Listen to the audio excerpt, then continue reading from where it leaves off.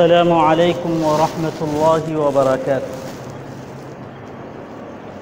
الحمد للہ الذی جعل لكل امة منسکا لیذکروا اسم اللہ علی ما رزقهم من بہیمۃ الانعام، وقال النبی صلی اللہ علیہ وسلم: من وجد سعة لأن يضحي فلم يضحي فلا يقربن مصلانا، أو كما قال عليه الصلاة والسلام۔ محترم بزرگوں، عزیز دوستوں اور نوجوانوں، کامیابی و کامرانی کے لیے، سرخ روئی اور امتیاز کے لیے، ترقی اور سربلندی کے لیے اللہ رب العزت نے اس دنیا میں ایک ضابطہ اور ایک قانون بنایا ہے۔ اس قانون کے تحت اور اس ضابطے کے تحت اس دنیا میں کامیابی مقدر ہوتی ہے، خوشیاں اور بہاریں آتی ہیں۔ یہ اللہ کا ضابطہ اور اللہ کا قانون ہے کہ اللہ تعالی نے انسانیت کے لیے، امت مسلمہ کے لیے، چاہے وہ دنیاوی اعتبار سے ہو یا اخروی اعتبار سے، دنیا کا کوئی کام ہو، اقتصادی ہو یا معاشی ہو، یا آخرت کا کوئی کام روحانی ہو، فرمایا کہ اس کے لیے جذبہ قربانی کا موجود ہونا ضروری ہے، کہ جب جذبہ قربانی انسانیت اور امت مسلمہ میں آئیں گی تو دنیا کے کام بھی اس کے آسان ہوں گے اور آخرت کی راہیں بھی اس کے لیے آسان ہوں گی، کہ اس جذبہ قربانی کے ذریعے سے وہ اپنے دنیا کے کاموں کو بھی پورا کرے گا اور اسی طریقے سے آخرت میں بھی اس کو سرخ روئی اور کامیابی مقدر ہوں گی۔ یہ اللہ کا قانون ہے، یہ اللہ کا ضابطہ ہے کہ جو سست بیٹھا رہتا ہے، جو کاہلی کا شکار ہوتا ہے، جو لاپرواہی کو اپناتا ہے، نہ دنیا اس کو ملتی ہے نہ آخرت اس کو ملتی ہے۔ یہ اللہ کا قانون ہے۔ اس لیے انسانیت کو چاہیے اور امت مسلمہ کو چاہیے کہ اپنے دلوں کے اندر جذبہ قربانی پیدا کریں۔ آج ہم اور آپ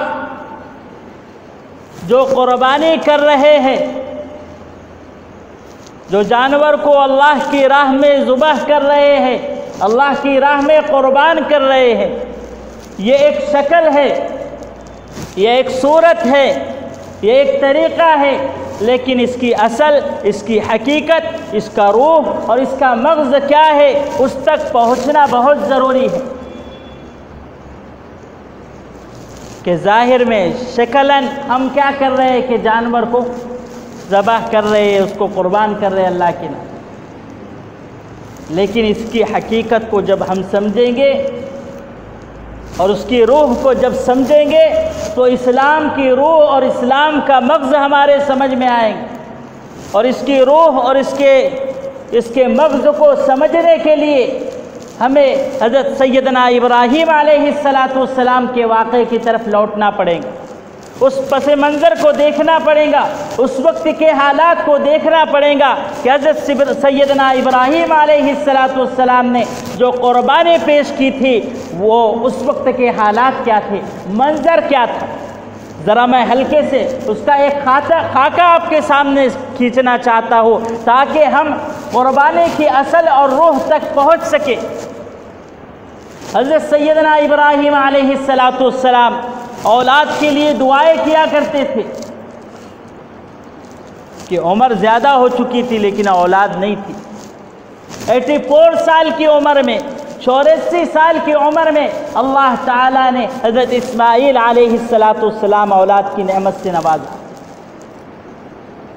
تو اتنی مرادوں کے بعد یہ مانگے گئے تھے، اور پھر 94 سال کی عمر میں 94 سال کی عمر میں جب حضرت اسماعیل علیہ السلام چلنے پھرنے لگے تھے، باپ کی انگلی پکڑ کر چلنے لگے تھے، کھیلنے کودنے لگے تھے، یہ عمر یہ ہوتی ہے کہ باپ کو بیٹے سے بے انتہا محبت ہوتی ہے۔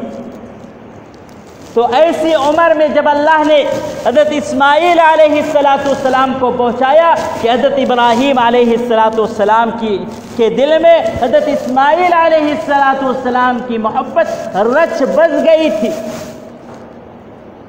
اب اللہ کا حکم آتا ہے، خواب میں اشارہ ملتا ہے، حضرات انبیاء کرام علیہم السلام کے خواب یہ سچے ہوتے ہیں، یہ حقیقت ہوتے ہیں۔ اس لیے جب خواب میں دیکھا تو فوراً حضرت ابراہیم علیہ السلام اپنے بیٹے کو قربان کرنے کے لیے تیار ہو گئے۔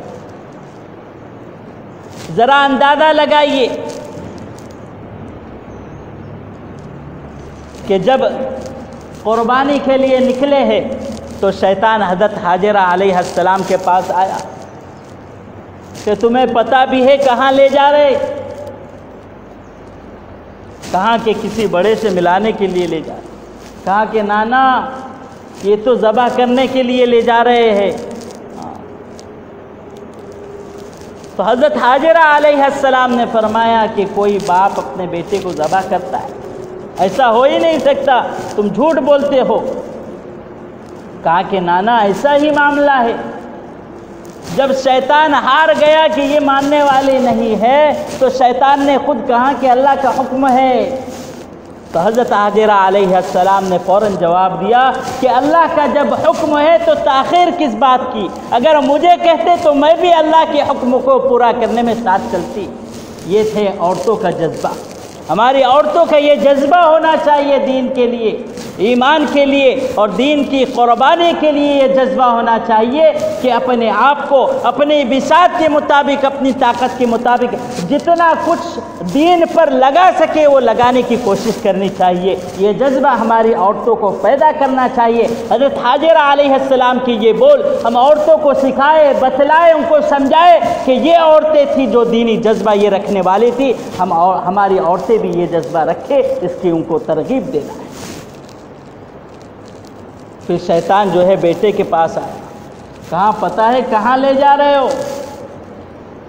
کہاں کہ ذبح کرنے کے لیے لے جا، تمہیں ذبح کرنے کے لیے لے جا رہے۔ حضرت اسماعیل علیہ السلام نے کہا کہ ایسا نہیں ہو سکتا کہ باپ بیٹے کو ذبح کرے۔ جب شیطان ہار گیا تو پھر زبان سے اس کے نکل گیا کہ اللہ کا حکم ہے۔ حضرت اسماعیل علیہ السلام نے بھی یہ کہا کہ مجھے معلوم ہوتا تو میں بس شوق و رغبت اس سے زیادہ جو میں نکل پڑا ہوں، اس سے اور زیادہ شوق اور رغبت کے ساتھ پورا تیار ہو کر کہ اللہ کے حکم کو پورا کرنا ہے، اور اللہ نے میری قربانی کو قبول فرمایا ہے اور مجھے قربان ہونے کے لیے پسند فرمایا ہے۔ میں اس قربانی میں خود ساتھ چلتا، دل کی خوشی کے ساتھ، بشاشت کے ساتھ۔ پھر آگے حضرت ابراہیم علیہ السلام کے پاس شیطان گیا، کہا کہ تم کیا کر رہے ہو؟ تمہیں پتہ بھی ہے کہ اپنے بیٹے کو ذبح کر رہے ہو؟ کل کو رہتی دنیا تک لوگ یہ کہیں گے کہ یہ کیسا باپ تھا جو بیٹے کو ذبح کر دیا۔ تم نے حضرت آدم علیہ السلام کے بیٹوں کا واقعہ نہیں پڑھا کہ جب ایک نے دوسرے کو قتل کیا تھا؟ اس کا واقعہ قرآن میں ہے اور آج تک اس کی بدنامی ہو رہی ہے، اس کا برا نام۔ تم اگر ایسا کرو گے تمہارا نام بھی۔ حضرت ابراہیم علیہ السلام سمجھ گئے کہ تو شیطان ہے کہ اللہ کے حکم کے پورا کرنے میں رکاوٹ ڈالنا چاہتا ہے۔ میں تو اللہ کے حکم کے پورا کرنے کے لیے لگا ہوں اور یہ اللہ کا حکم ہے، اس میں مجھے کامیابی ملے گی اور میں اپنے طور سے تیار۔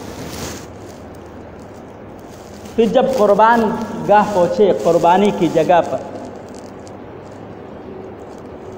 حضرت ابراہیم علیہ السلام نے بیٹے کو بھی بتلا دیا تھا کہ وہ بھی بخوشی تیار ہو جائے۔ فلما بلغ معه السعي قال يا بني إني أرى في المنام أني أذبحك فانظر ماذا ترى، کہ اے بیٹے میں نے خواب میں دیکھا ہوں، اللہ کی طرف سے اشارہ ملا ہے، حکم ملا ہے کہ تمہیں قربان کرنا ہے۔ بیٹے کے جواب تھے یا ابت افعل ما تؤمر ستجدنی ان شاء اللہ من الصابرین، کہ ابو جان تاخیر کس بات کی ہے، اللہ کے حکم کو پورا کرنے کے لیے میں تیار ہوں۔ پھر معاملہ یہ ہوا کہ حضرت اسماعیل علیہ السلام، عمر ابھی 10 سال ہے لیکن جذبہ کیسا ہے کہ میں تیار ہوں۔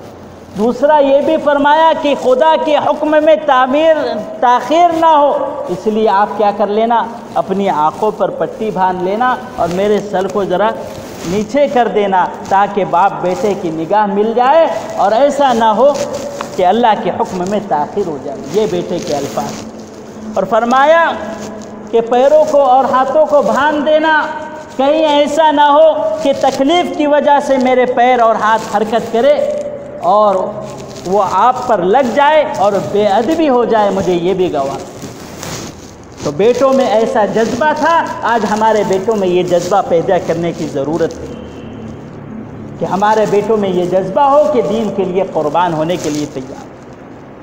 تو یہ قربانی کی اصل روح اور اس کی حقیقت اور اس کا مغز یہ ہے کہ امت مسلمہ اور انسانیت اللہ کے حکم پر اپنے آپ کو قربان کرنے کے لیے تیار ہو جائے کہ آج تو ہم جانور کو اللہ کی راہ میں ذبح کر رہے ہیں، کل کو اگر موقع آئے گا ہم اپنی جانوں کا نذرانہ پیش کریں گے، اپنی اولاد کا نذرانہ پیش کریں گے، اپنے مال کا نذرانہ پیش کریں گے، اپنے اوقات کا نذرانہ پیش کریں گے۔ یہ قربانی یہی درس اور یہی عبرت دے رہی ہے، یہ سبق دے کر جا رہی ہے جو ہر سال اللہ تعالیٰ نے واجب قرار دیا ہے قربانی کا۔ یہ کوئی رسم و رواج نہیں ہے، یہ حقیقت کو بتلانا ہے، یہ اسلام کی روح کو سمجھانا ہے کہ اسلام کی روح اور اسلام کی حقیقت یہ ہے، ایک مسلمان کو یہ چاہیے، اس کی شان یہ ہونی چاہیے، یہ نرالی شان ہونی چاہیے کہ اللہ کا حکم آئے اور وہ اپنے آپ کے لیے تیار ہو جائے کہ میں اللہ کے حکم کو پورا کرنے کے لیے تیار۔ یہی قربانی ہمیں یہ عبرت دے کر جا رہی ہے۔ ہمیں اپنے جذبات کی قربانی پیش کرنی ہوگی، اپنے جذبات کی قربانی پیش کرنی ہوگی، اپنی تمناؤں کی قربانی پیش کرنی ہوگی، اپنے خواہشات کی قربانی پیش کرنی ہوگی۔ خدا کا حکم ہے فجر کی نماز پڑھنا ہے، ہم نیند کے جذبے کو قربان کر کے اٹھے اور فجر کی نماز پڑھیں۔ ہم اپنی تجارت میں ہے، اپنے بزنس میں ہے، اذان کی آواز آئی، خدا کا حکم ہوا، اس تجارت کو چھوڑ کر، اس بزنس کو چھوڑ کر پہلے اللہ کے حکم کو پورا کریں، اپنی خواہشات کو قربان کریں کہ دل للچا رہا ہے گناہوں کی طرف، دل للچا رہا ہے خدا کی نافرمانی کی طرف، دل للچا رہا ہے گناہوں کی طرف۔ ہم گناہوں کو چھوڑ کر،